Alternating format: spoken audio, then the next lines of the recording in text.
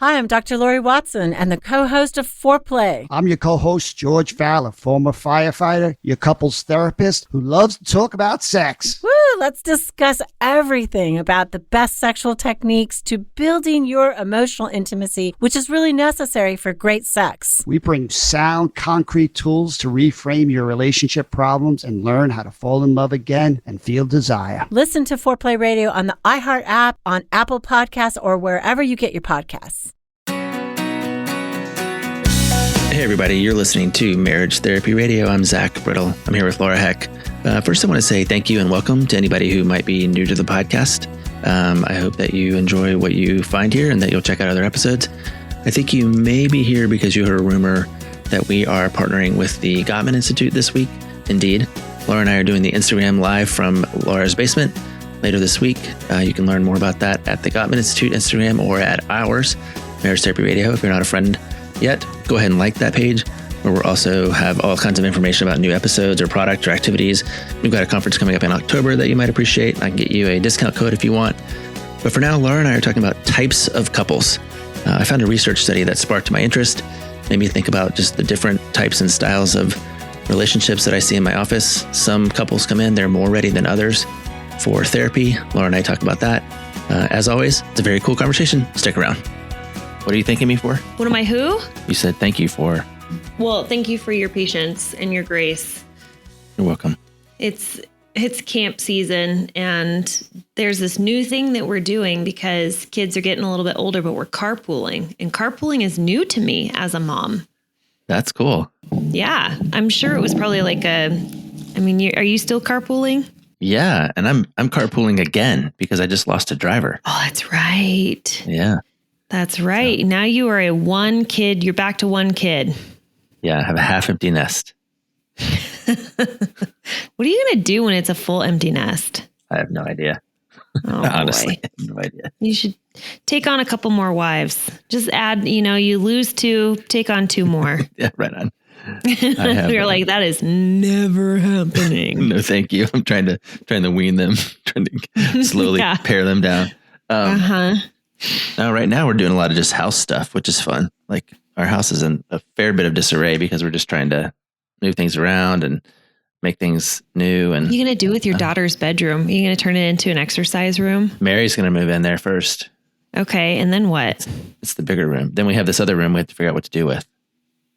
So, yeah, we haven't decided yet. Where's your Peloton? Is it in the living room? Is right it now down it's in the birdhouse? In the birdhouse. Okay, that's a good spot for it. Yeah, sweet. You can ride my bike when you come. It's not a Peloton, but you can ride my bike when you come to my house. I've been on a sabbatical, an exercise sabbatical. I've been the opposite. Why are you on a sabbatical? I found that I'm a person who needs to have a great deal of routine or none at all. Yeah. And in the summer, I was not able to have a little bit. And so I gave myself permission to have none. Yeah. Okay. All right. I appreciate that. But actually, when I get back from your house, I am going to be like back in the saddle because Mary will be at school and we'll have a little bit more of like a predictable schedule day over day. And I actually miss it. I'm actually like really excited to get back on the bike in particular and just exercise. I love feeling that feeling. So it was good. I'm not going to worry about it till then. I'm literally just like, don't you worry about it. I'm not. Yeah. Keep it on the shelf. You know what I gave up? I gave up caffeine in the morning. How's that going? Look at my face. I look like a sloth. Well, it helps when you pull your eyes down like that. Yeah. I know. That's very slothy. I gave up caffeine for a week. Like that. A few weeks ago, I gave up caffeine for a week and I just was like, nope, not worth it. Like not a thing I can do. It's day 4. And I think because there's smoke in the air, my eyes are kind of irritated and they sort of feel drowsy. Part of me is wanting to re-up on the caffeine. I was going to cheat. I'm doing this for myself. I really am. I'm like figuring out all the blood work. I've had all the blood work and the stool samples and all of that. We're back. I'm doing a checkup. Remember 2 years ago? I know our listeners were really concerned about figuring out Laura's stomach issues. Yeah. And I get emails all the time about I get emails all the time about your health. You are such a liar. They want updates. Here's the cool part. I did all of my blood work, nothing. Everything is normal, healthy, and I'm taking 0 like vitamins. I'm like augmenting nothing. And it's weird. It's like the body really does like regenerate sometimes. And I don't think I've done anything different. I don't know. Oh, well, I wish you could look at the things that you have done and say, look what I did, and now my body is healthy instead of just this big mystery. And then I write a book, and it's all based on my personal opinion and experience. Well, no, but I ask couples this all the time. I think we've had this conversation before, but I ask couples all the time, specifically at the top of the second session. I say, relative to the last time we met, and with regard to your relationship, do you feel better, worse, or the same? And they'll say, oh, I feel better, or I feel worse, or So most of the time they say better. And I say, why? After one session with you? Yeah. Well, I say, why? And they say, and this is the most often answer I get. Well, it feels good to have done something. Right. I feel good that we've done something. Plus, since we were last here, we've really been paying attention and trying to be nice to each other or something like that. Right. Yeah. It doesn't mean they're fixed. It means they're better. Right. Than they were before. And so what I'm trying to communicate to them, and I do this throughout the process of therapy, is I'll say, we want to be checking in often about whether you feel better, worse, or the same. And if you can draw attribution and say, oh, I feel better because X, because I woke up every morning and I said, good morning, or because we turned the TV off over dinner, or because, we practiced that one technique that you gave us, then I'm like, fantastic. That's really great news. Now, Yeah. But if you feel better and you don't know why, like, that's kind of a bummer. Like, that means either you're not doing anything, or the things you're doing aren't really that effective, or it's still a big mystery. And that's why I said to you, like, oh, I wish that it could be about, you could say, well, the last 2 years, I've really been diligent about drinking a gallon of water a day, or I've really been on top of. I'll tell you what it is. If you want to heal your gut, apparently you just need to do COVID and bake a bunch of bread and drink a bunch of wine and do communion at home like I did for the last 2 years. No, okay, I'm on it with you, because here's what I actually just had this conversation with a girlfriend. She said, my husband just got back in the pool. And I was like, oh, that's great. That's so awesome.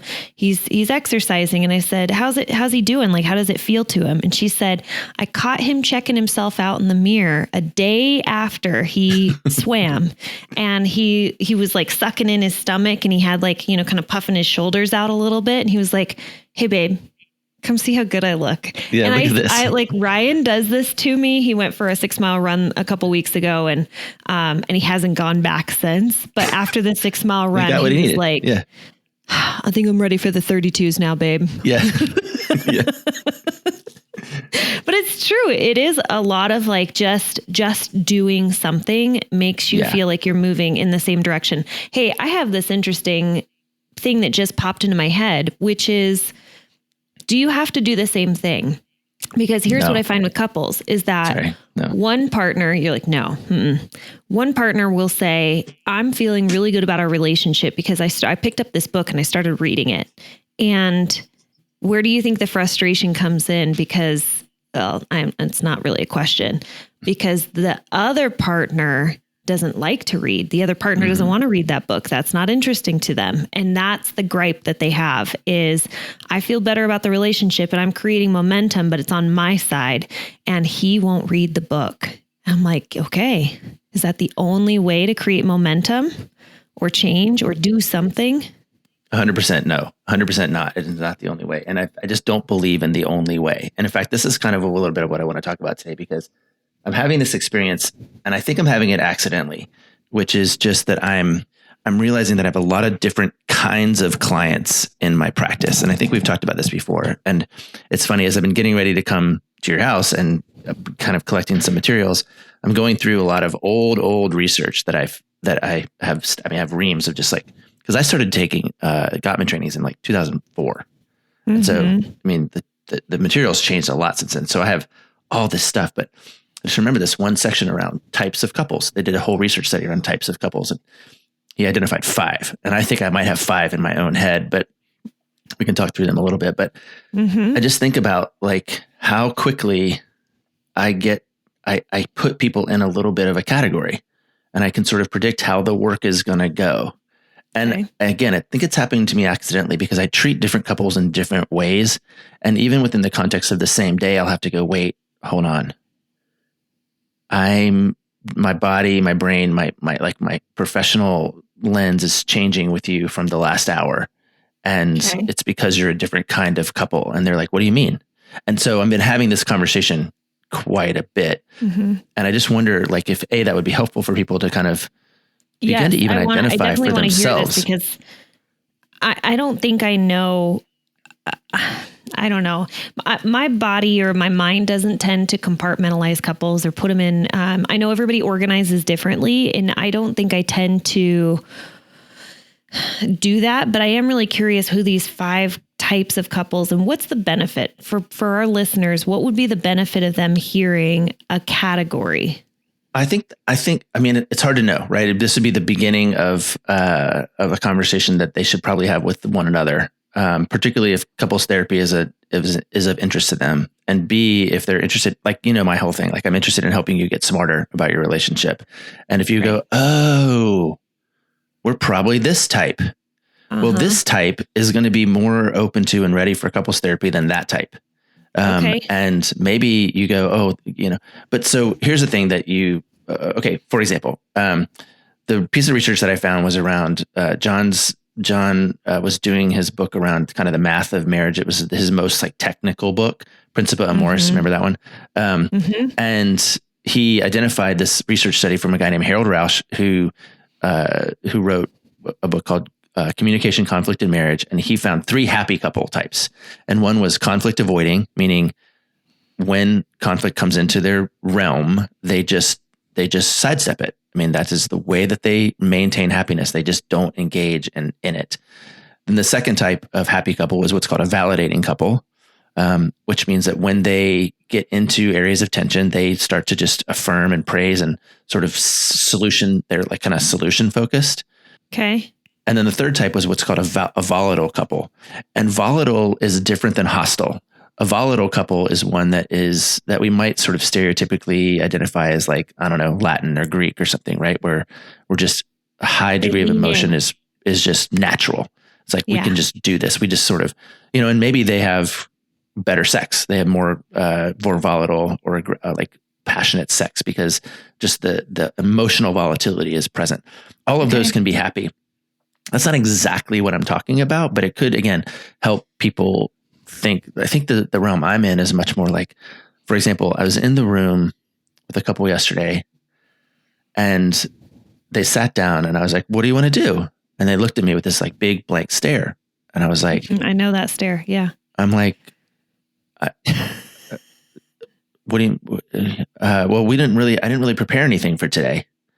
And I was like, I mean, I could lecture you. I could give you a lecture about I could make you smarter, right? I could teach you something, but that's not going to, I could tell you about my trip to Dallas. Like that could be a thing that we do. And she was like, no, I don't think that would be good. And I was like, yeah, me neither. And then, but I just feel like you fuck with your couples. I just push them a little bit. I do. Cause I looked at him and I said, even if you were going to the dentist today, you would have flossed. Like, come on. Like this is, everybody picks up before the cleaner comes. Everybody does it. So, but so extremely passive couple. And my body, my practice, my hour needed to be really different. I needed to behave differently than a couple that comes in, they came in Monday. So today's Thursday. That was yesterday. So Monday I had a couple come in and they were like, okay, you said something last time that really piqued our interest and we really want to learn more about it. We tried to find some information about it on our own, but we couldn't. So can we talk about that? And I was like, yes, absolutely. Let's talk about it. And I found myself like eager to download information to them. In fact, I had to stop them and say, I feel like I'm going to talk a lot, but I also feel like you're hungry for that. So if you ever feel like you need me to shut up, just tell me to shut up because I will 100%. But it seems like this is what you're sponging. You're sort of sponging, right? There maybe that'd be their sponge.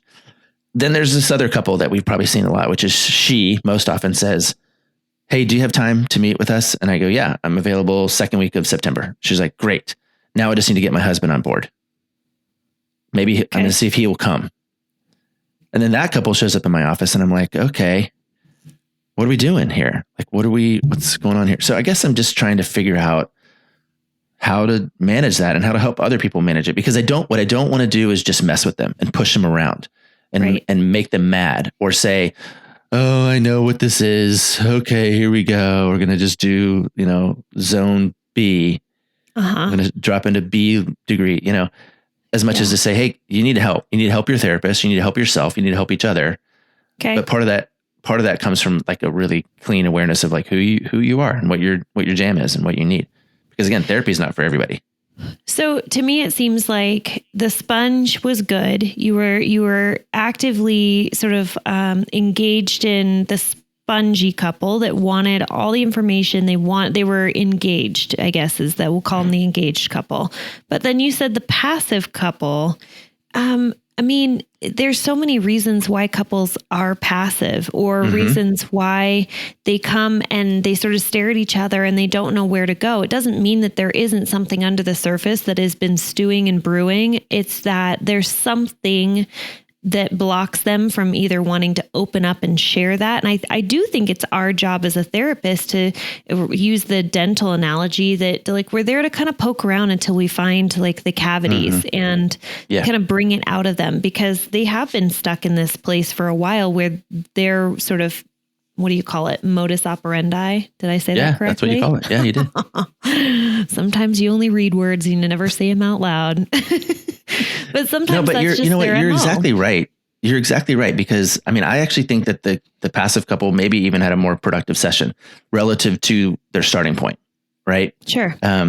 They were better. They were better at the end of the hour than they were at the beginning, because I was able to say to them at the end, hey, here's the deal.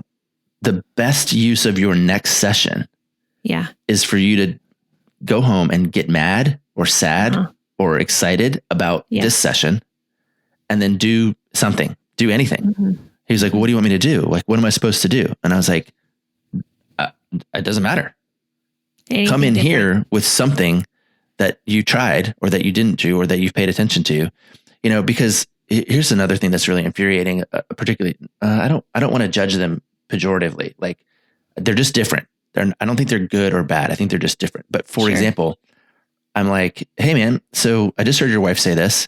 What do you think that comes from? What's that about for you? Like, make us smarter, help us understand like what that is. And he goes, I don't know. That's a good question. Okay. And then I just stared at him. I was like, well, okay, thanks. Yeah, it was a good question. So what do you do when you don't know stuff? When you're at your job and your boss says, hey, I don't know what's going on with this problem over there in sector C. What's wrong? He goes, I don't know. That's a good question. He doesn't say that to his boss. No. He goes, I don't know, boss. I'll go figure it out. Thanks for bringing that to my attention. Yeah, that seems like a big deal. If we don't get that solved, we're going to, not hit our quarterly numbers. I think it's something like find a way to help people understand that doing work in a relationship doesn't have to be this thing that is like really hard or mysterious or fleeting. It just has to be, it has to get your attention, right? You know that Zach and I are huge fans of getting support, and that is why we have partnered with BetterHelp to put you in contact with licensed professional counselors in your area. Tap into the world's largest network of licensed, accredited, and experienced counselors who can help you with a range of issues, including depression, anxiety, trauma, grief, relationships, and more. With BetterHelp's counselors, you get the same professionalism and quality that you would expect from an in-office counselor, with the ability to communicate when and how you want, whether it be messaging, through the phone, or video conferencing. The matching process is quick but thorough. Look, I know that a lot of therapists are booked out and difficult to get into, but don't let that stop you from getting the support that you need. The cost is less than half of what Zach and I charge, which is kind of unheard of. And when you register with BetterHelp, you are supporting Marriage Therapy Radio. Go to trybetterhelp.com MTR. So it's trybetterhelp.com/MTR to register with BetterHelp. TRYBETTER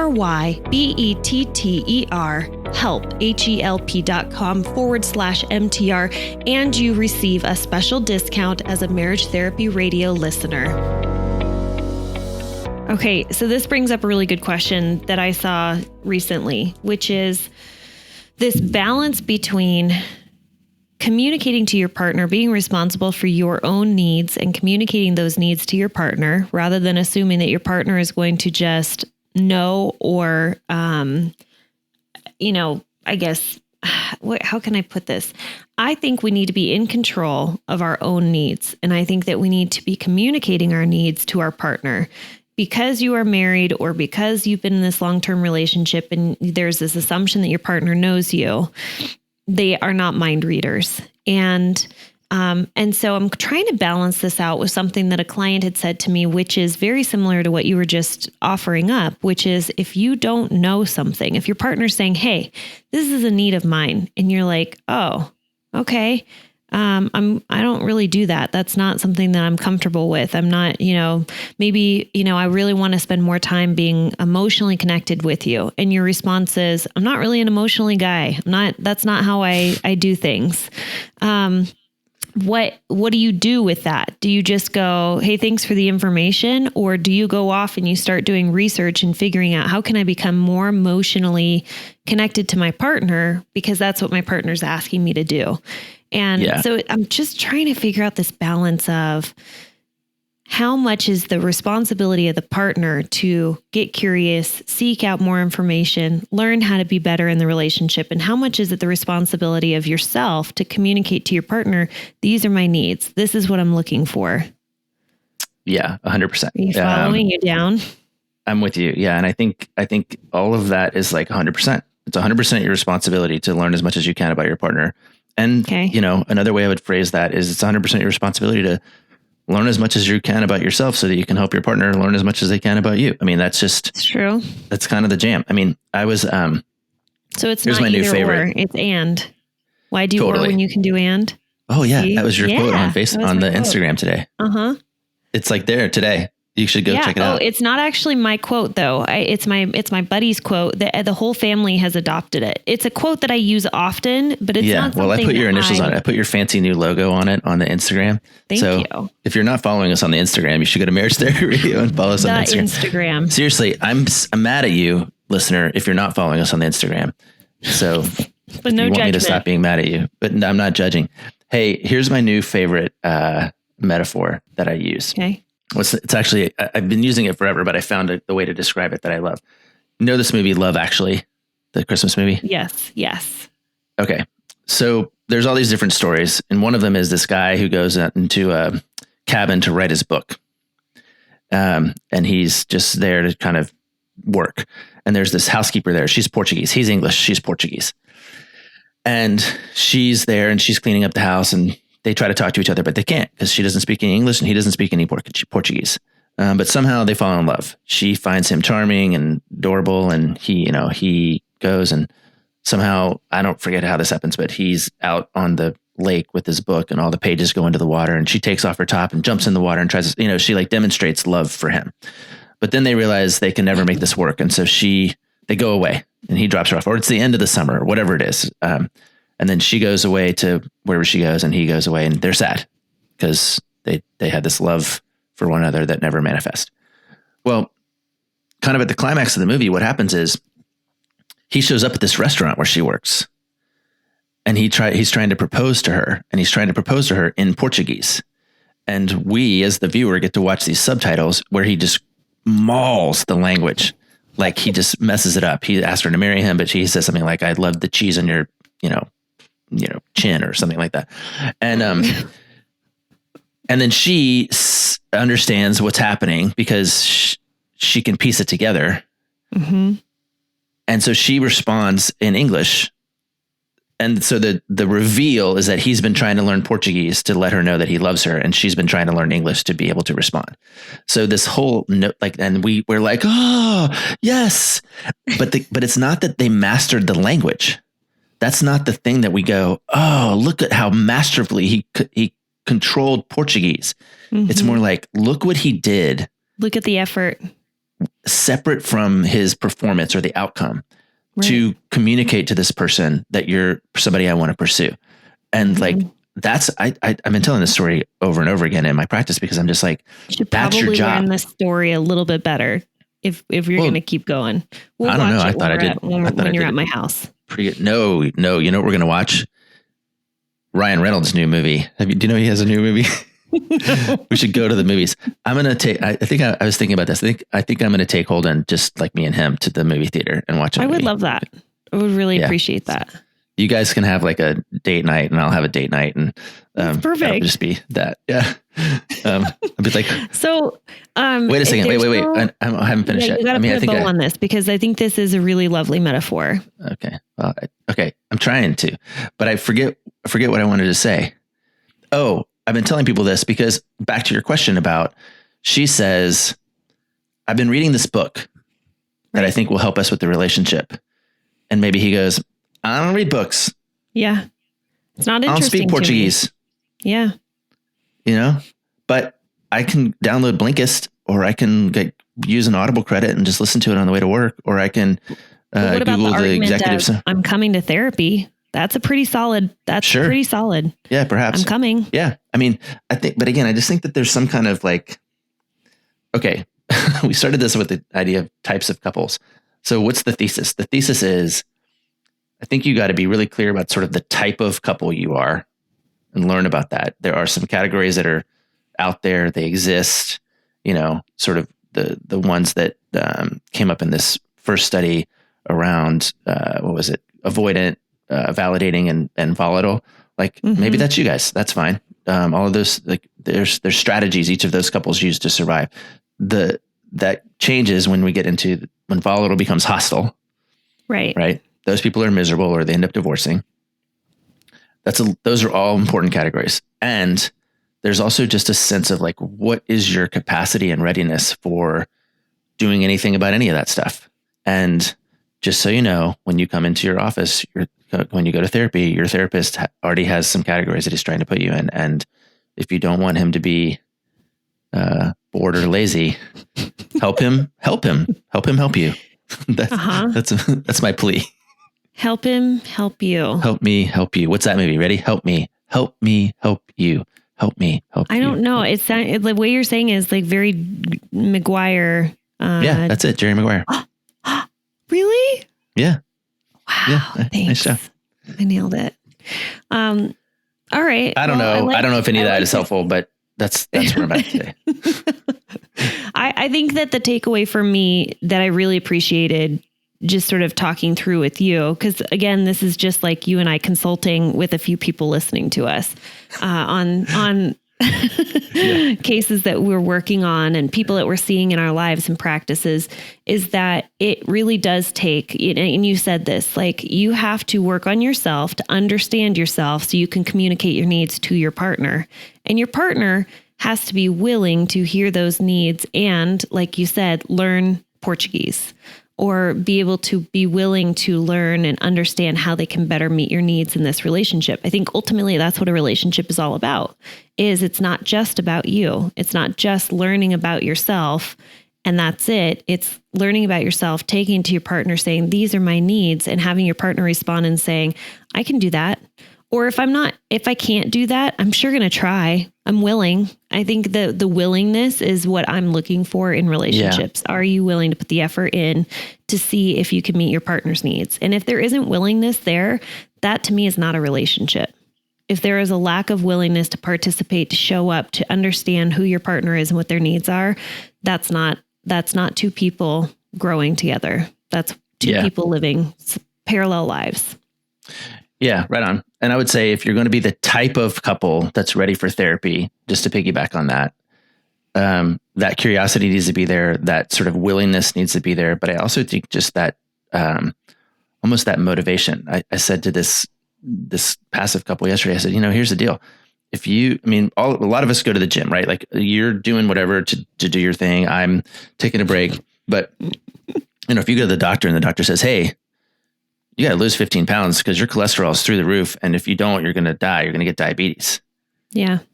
You start to take that stuff a lot more seriously. You start to take that stuff you start to treat it a lot more differently. And I said, you almost have that kind of thinking in order for therapy to be effective for you in the way that your new renewed commitment to health would be affected to you. Like somebody said, hey, you don't change the direction, it's going to stay the same. And for some people, staying the same means you're going to be miserable, or you're going to like just stay on the path to divorce. For some people, it means that we just want kind of not this. He was like, oh, we just want it to be not this. And I was like, not this is easy. Yeah. Anything. You could have not this, like you could have an affair. You could have another baby. You could have, you could move. You could, change the furniture in your house. Like you could have not this really easy. So you got to know what you want. Right. Yeah. And I think it helps when you both want the same thing. I agree. Hey, that just reminds me so much about people trying to find joy and happiness by doing all the things, all the not this things, moving, having a baby, have an affair, like change your hair color, lose some weight, whatever it might be. That is, I'm going to do all the external things, but the one thing that really needs to be done is the internal work. And that's the hardest. Dropping just the saying. microphone. Yeah. Yeah. All right. Hey, let's land this plane. You got it. Adios. Thanks so much for listening to this episode of Marriage Therapy Radio. The Epic Wives Experiment is coming up on September 13th. You can always go to laurasexperiment.com. There is a special right now. It's a buy one, give one special. So when you sign up for the Epic Wives Experiment, you can give an admission to your friend. There's also an early bird rate where you save $25 off of registration. This is less than $80 for 2 people to participate in the month-long Epic Wives Experiment beginning on September 13th. You can find that by going to laurasexperiment.com. Hey, thanks so much for all of your time and attention, making your relationship better today than it was yesterday.